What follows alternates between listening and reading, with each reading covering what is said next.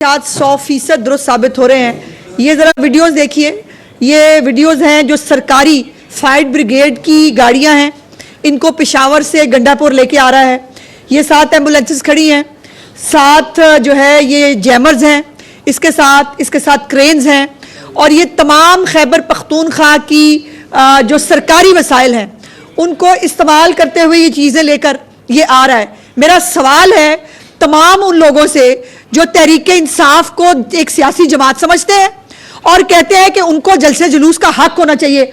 ये तैयारी करके कोई जलसे के लिए आता है, ये तैयारी जो है ये किसी सूबे को जो है उसके ऊपर लश्कर कशी करने के लिए नहीं है।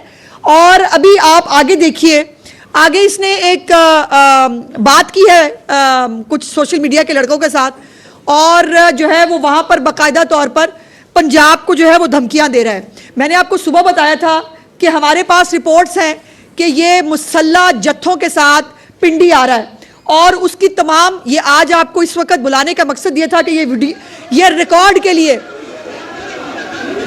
आवाज़ बंद करें, रिकॉर्ड के लिए ये वीडियोस जो है मैं आपके सामने लाना चाहती थी कि हम जो कह रहे हैं उसका सबूत है हमारे पास।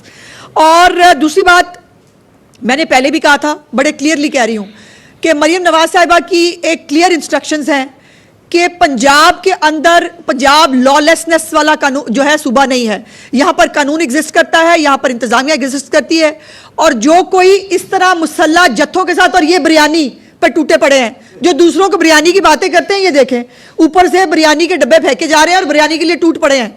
जो ये दूसरों को कहते रहे, जो पटवारी कहा करते थे, उन्होंने आज महकमा सेहत भी नहीं छोड़ा, पटवारी भी नहीं छोड़े, टीचर्स भी नहीं छोड़े, पुलिस वाले भी नहीं छोड़े।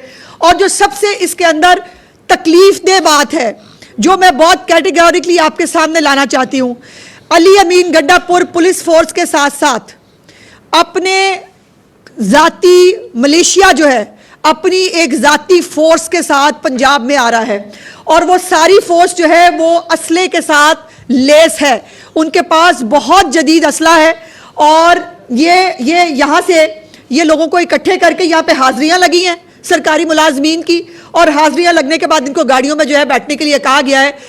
एक मलेशिया के साथ अपनी जाती एक फोर्स बनाकर एक चीफ मिनिस्टर एक सूबे का, जिसका अपना सूबा दहशतगर्दी का शिकार है, सुबह मैंने आपको बताया भी था, जिनके अपने सूबे के अंदर बहुत सारे मसाइल हैं, वहाँ पर उसका चीफ मिनिस्टर दूसरे सूबे के ऊपर ये करने के लिए आ रहा है।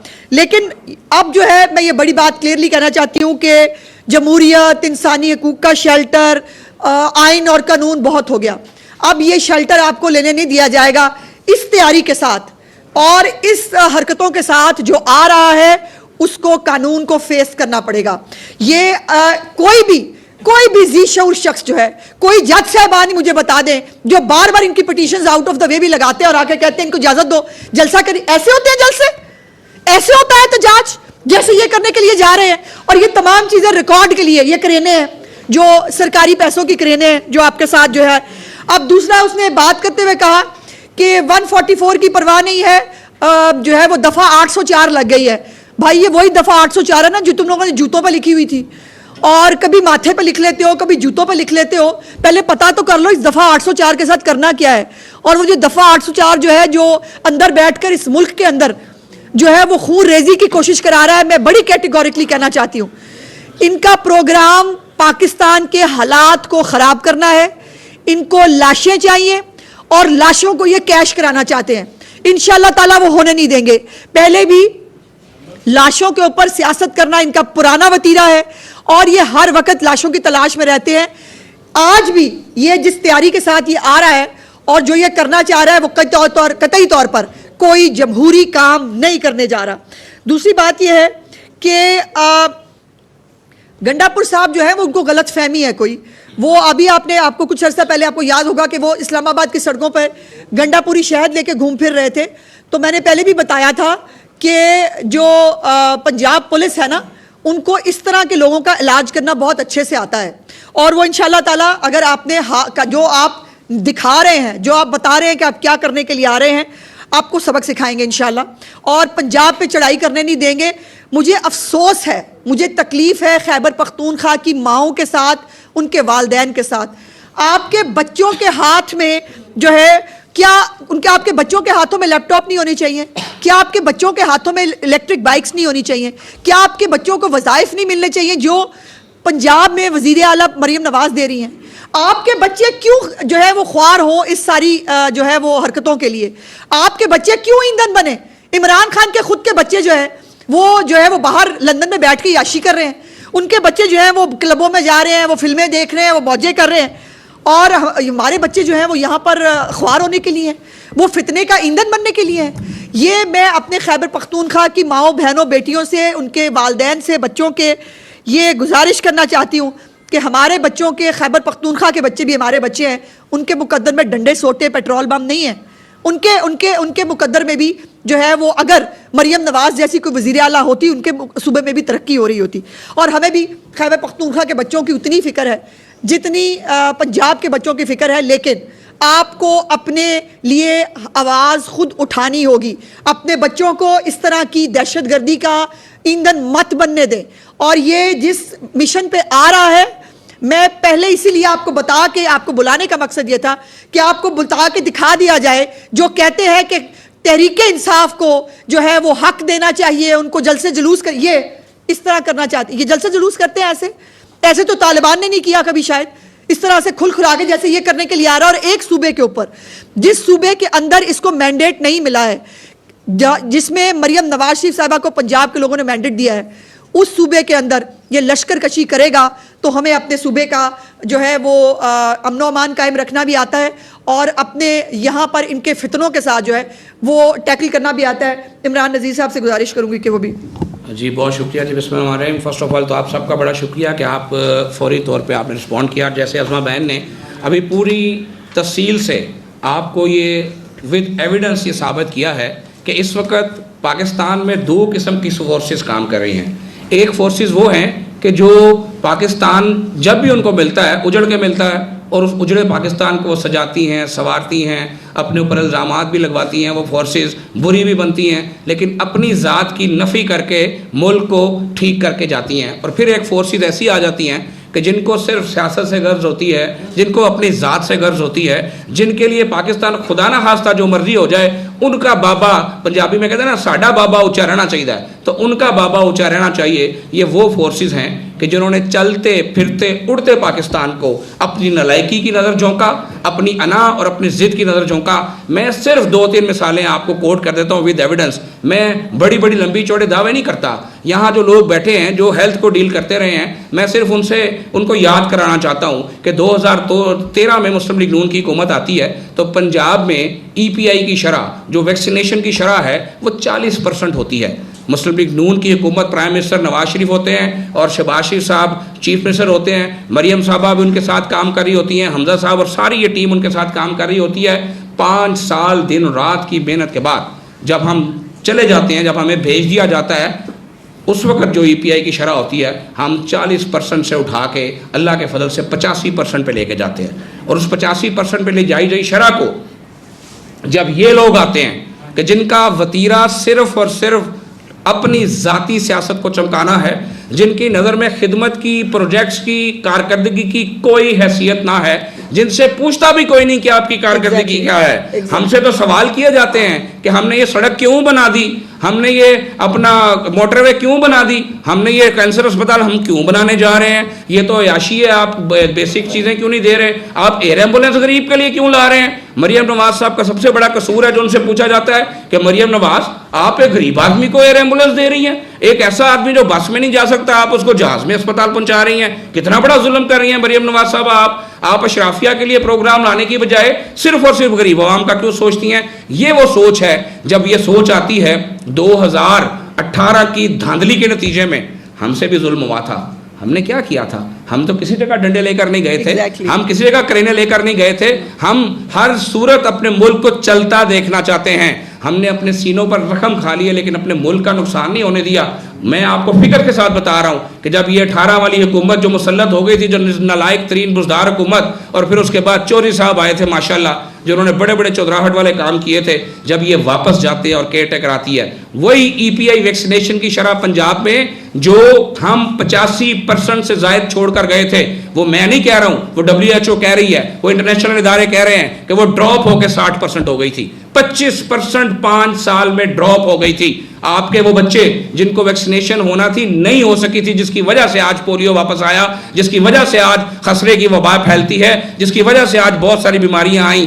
اس کے بعد ڈاکٹرز کی بات کر لوں، ہم شہباز شریف صاحب کا دور حکومت تھا، نواز شریف صاحب پرائم منسٹر تھے، ہم نے جب BHUs کو سنبھالا تھا تو اس وقت BHU میں ڈاکٹر کی شرح 45% ہوا کرتی تھی. اس کے بعد جب یہ تبدیلی اور انقلاب کا سفر شروع ہوتا ہے اور جب یہ سفر ختم ہوتا ہے تو ہم جب جو 45% سے اٹھا کے اللہ کے فضل سے 101% BHUs میں ڈاکٹر کی شرح کر کے گئے تھے. اور 2 وجوہات تھیں، ہم سینٹرل انڈکشن پالیسی لے کر آئے تھے، ہم نے اس کے ساتھ ساتھ مارکس دیے تھے BHU میں کام کرنے کے لیے ڈاکٹروں کو، ان کی تنخواہوں میں اضافہ کیا تھا کہ اگر دور کام کریں گے ان کو زیادہ تنخواہ ملے گی، قریب کام کریں گے تنخواہ کم ملے گی.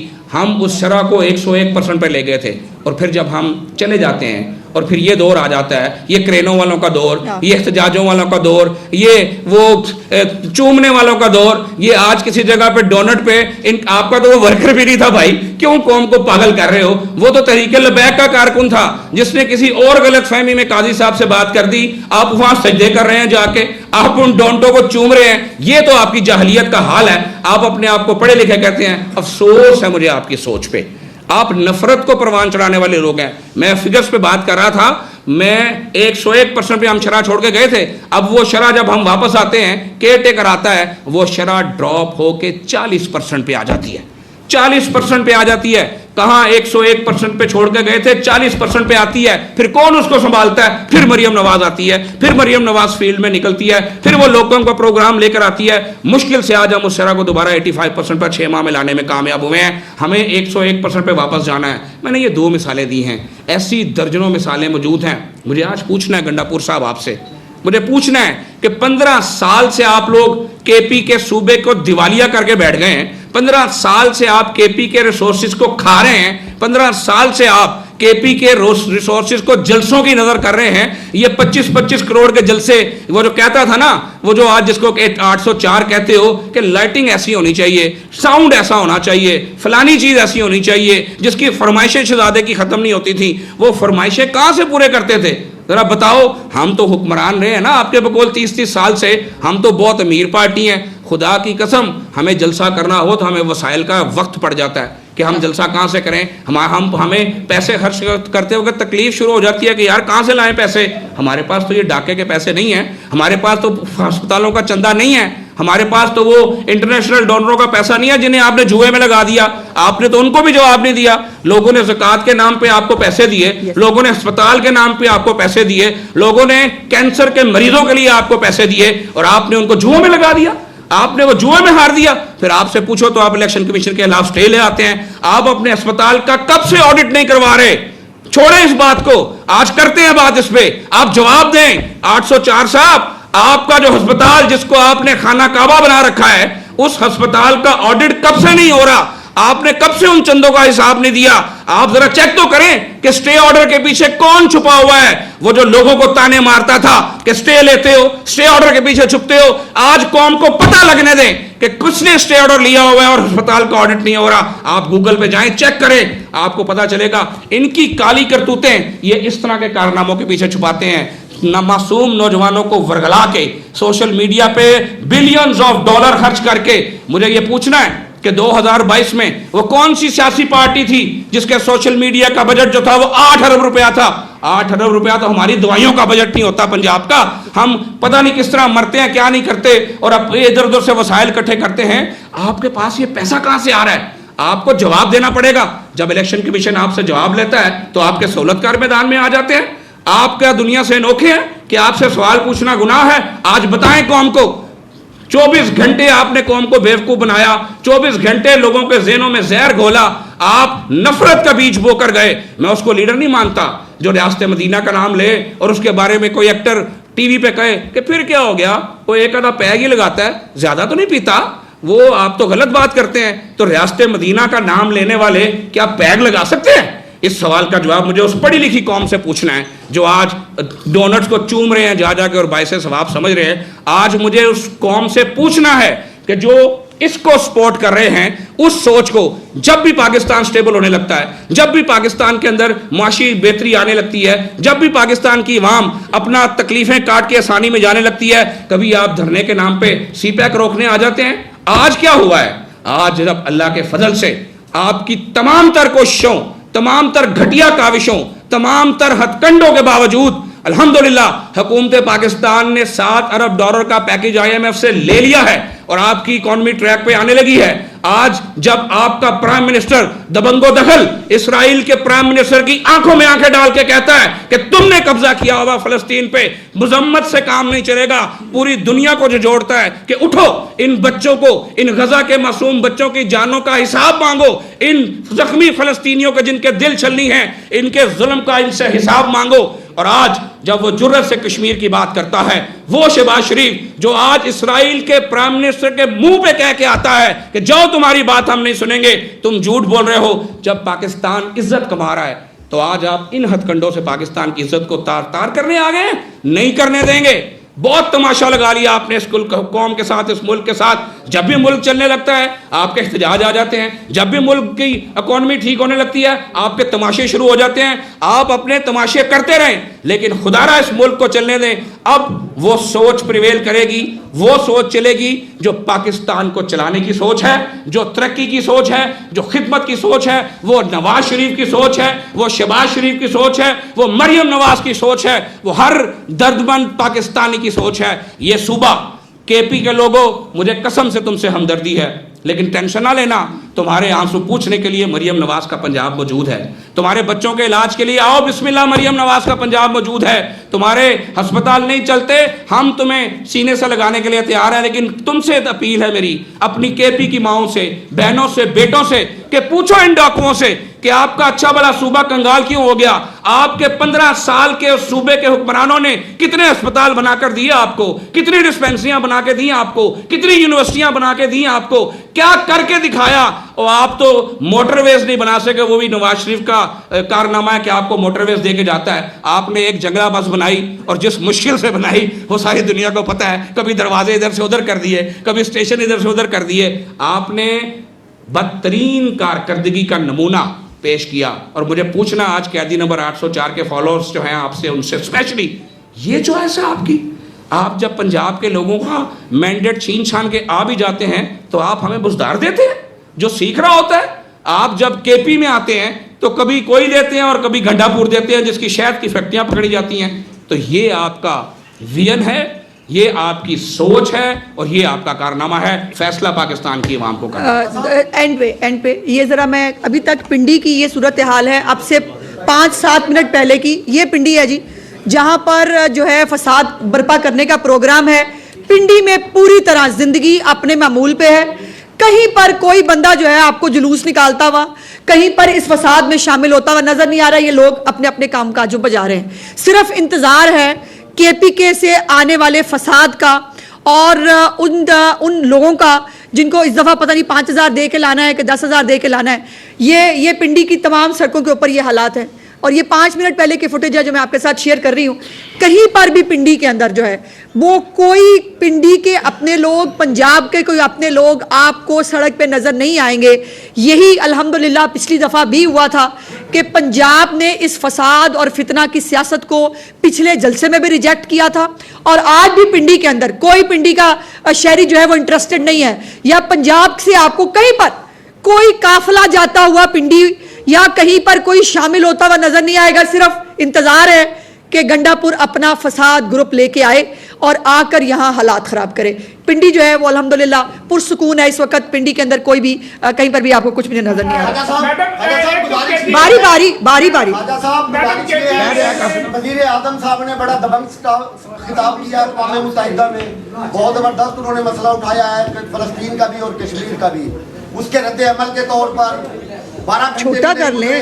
حسن نصر اللہ کی شہادت کی خبر آ رہی ہے. ابھی کنفرم نہیں ہوئی بھائی. دیکھیں میری بات سنیں, بات یہ ہے کہ یہ ظلم تو بہرحال جاری تھا لیکن تکلیف کس کو ہوگی تکلیف تو اسی کو ہوگی نا جس کے سسرال والے یہ ظلم کر رہے ہیں, میرے سسرال والے نہیں کر رہے. میڈم ایک تو کے پی کے میں سفارتکاروں پر حملہ بھی ہوتا ہے, پھر اب متعدد بار جو وزیر اعلیٰ کے پی کے ہیں انہوں نے پنجاب پر چڑھائی کی ہے, تو کیا آپ سمجھتی ہیں کہ جس طرح کے حالات بن گئے ہیں کہ وفاق جو ہے وہ کے پی کے کو ٹیک اوور کرے, اور یہ جس طرح کی حرکتیں یہاں پر پنجاب کی طرف بار بار آتے ہیں, کبھی چیلنج, کبھی کنٹینرز, کبھی وہ بسیں, تو کیا کہیں گے آپ؟ دیکھیے میری گزارش یہ ہے کہ یہ جو فساد ہوتا ہے نا, فساد برپا کرنے والے گروپس یا اس قسم کے دہشت گرد گروپس, ان کے خلاف ریاست کی ایک آواز کی پالیسی ہونی چاہیے. اس پہ میں کیا کہتی ہوں, عمران کیا کہتا ہے, آپ کیا کہتا ہے, میٹر نہیں کرتا. ہم سب کو ونس فار آل فیصلہ کرنا چاہیے کہ کے پی کے جو دہشت گردی کا شکار ہے, کے پی کے جو مقروض صوبہ ہے, کے پی کے جہاں کے لوگ رل رہے ہیں, کے پی کے لوگ آج بھی ڈولیوں کے اوپر لٹک کے جو ہے وہ دریا پار کرتے ہیں, کے پی کے لوگوں کے لیے آج بھی بنیادی سہولتیں نہیں ہیں. ان کو کیا, ان کے جو تھوڑا بہت ان کے پاس جو ان کو مل رہا ہے وفاق سے, وہ اس طرح خرچ ہونا چاہیے, یہ اس طرح سے بار بار یلغار کرنے پہ خرچ ہونا چاہیے. اور ایک ایسے کرپٹ اور گھٹیا کریکٹر کے مالک اس فتنہ فساد جو اڈیالہ میں اس وقت بیٹھا ہے, اس کی سیاست کی نظر ہونا چاہیے. اور اس کے لیے فیصلہ ریاست کو میرا خیال ہے کہ بہت جلد کر لینا چاہیے تو بہتر ہوگا. ادروائز مجھے خیبر پختونخوا جو ہے وہ جلتا ہوا, پریشان اور تکلیف میں نظر آ رہا ہے, جو ہم برداشت نہیں کر سکتے. یہ بتائیے گا کہ علی مین نڈا بار بار چڑھائی کرتے ہیں پنجاب سے, کیا اس کا کوئی پنجاب حکومت کے پاس قانونی علاج نہیں ہے, یا وہ جو شہد یہ پھرتے ہیں وہی ان کا علاج ہے؟ دیکھیں بات یہ ہے کہ ہماری لیڈرشپ کا شاید یہ قصور ہے کہ وہ اعلیٰ ظرف کی مالک ہے, اور انہوں نے ہمیشہ دشمن کو بھی اوئے کر کے بات نہیں کی. اور دوسری طرف جس ظرف سے ہمارا مقابلہ ہے وہ ایسا ظرف ہے کہ وہ کہتے ہیں کہ ہم نہیں ہیں تو خدا نہ خواستہ پاکستان پہ ایٹم بم گر جائے. اور ہماری لیڈرشپ وہ ہے جو کہتی ہے کہ ہم پہ جو مرضی ظلم ہو جائے, میرا ملک چلنا چاہیے. قانون موجود ہے, اور میں آپ کو بتاتا چلوں کہ وہ یہ مت سمجھیں کہ وہ آئیں گے یہاں ہمارے اہلکاروں کو جو ہے وہ گنے دکھائیں گے, زد و کوب کریں گے, ایس پیز کو مارنے کی کوشش کریں گے, تو ہم ہر وقت ان کا لحاظ کرتے رہیں گے. ہر چیز کی ایک لمٹ ہوتی ہے, اور لمٹ اب کراس ہو چکی ہے. میں آپ کو بڑے وثوق سے کہہ رہا ہوں کہ یہ چاہتے یہی ہیں کہ دو صوبوں کو آپس میں لڑوا دیا جائے. ان کی اصل جو گندی ذہنیت ہے کہ وہ تعصب کو پروموٹ کر کے, میں نے آپ کو پچھلی دفعہ بھی جب آپ سے گفتگو ہوئی تھی میں نے آپ کو بتایا تھا کہ وہاں کے لوگوں کے ذہن میں یہ ڈالا گیا کہ بھئی ہم چونکہ پٹھان ہیں تو پٹھان, دیکھیں ہم تو خان صاحب کہہ کے بلاتے ہیں نا ہر پٹھان کو, ہمارے لیے تو سارے دوست کے پی کے محترم ہیں, ہم تو صاحب کے علاوہ بات نہیں کرتے, تو ہم اعلیٰ ظرف لوگ ہیں.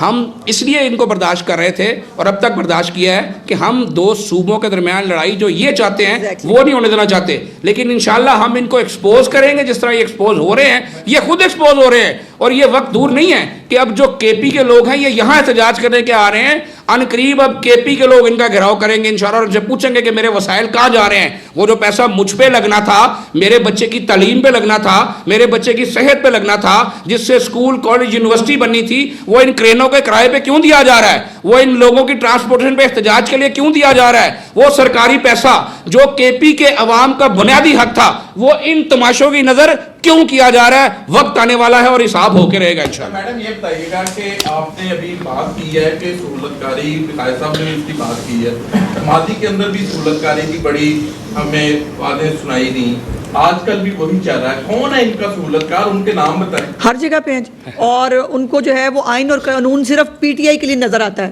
بنیادی حقوق بھی صرف پی ٹی آئی کے دہشت گردوں کے ہیں, اور جو ہے وہ سہولتیں بھی صرف پی ٹی آئی کے دہشت گردوں کو ملنی چاہیے, اور سرنڈر بھی جو ہے وہ ریاست کو پی ٹی آئی کے دہشت گردوں کے سامنے کرنا چاہیے. یہ نہیں ہوگا. اگر جو چند لوگ ہیں جو مختلف اداروں میں ہر جگہ پہ موجود ہیں, شاید اگر یہ ان کا کوئی ایجنڈا یا پلاننگ ہے تو وہ چند ہے. ہم سارے پاکستانی جو پاکستان کو آگے بڑھتا دیکھنا چاہتے ہیں, پاکستان میں مہنگائی کم ہو رہی ہے, پاکستان کے اندر جو ہے اب خود جو ہے مالیاتی ادارے کہہ رہے ہیں, میں نے صبح بھی بتایا تھا کہ انڈیا سے بھی کم ہوگی انشاءاللہ فوڈ انفلیشن 2024 میں پاکستان میں. یہ کس کو اچھی نہیں لگ رہی؟ یہ صرف ملک دشمنوں کو اچھی نہیں لگ سکتی. جو اس ملک سے پیار کرتے ہیں, جو اس ملک میں رہتے ہیں, ان سب کو پاکستان کی ترقی اچھی لگتی ہے. میڈم سہولت کاری صرف ملک کے اندر سے ہے یا ملک کے باہر سے؟ نہیں, باہر بھی بہت کچھ ہے, باہر بھی بہت کچھ ہے. سسرائیل بھی ہے باہر, اور سسرائیل کے جو اپنے پلانٹڈ لوگ ہیں وہ بھی موجود ہیں. پھر زکوٰۃ خیرات کا پیسہ بھی ہے, پھر وہ جبران الیاس نامی ایک فتنہ بھی باہر بیٹھا ہوا ہے, اور یہ سارا سسرائیلی گینگ جو ہے یہ مل جل کے جو ہے وہ پورا پیٹرنائز کر رہا ہے. بڑی خوبصورت بات کی ہے. مجھے آج آپ سب سے ایک بات کرنی ہے جی.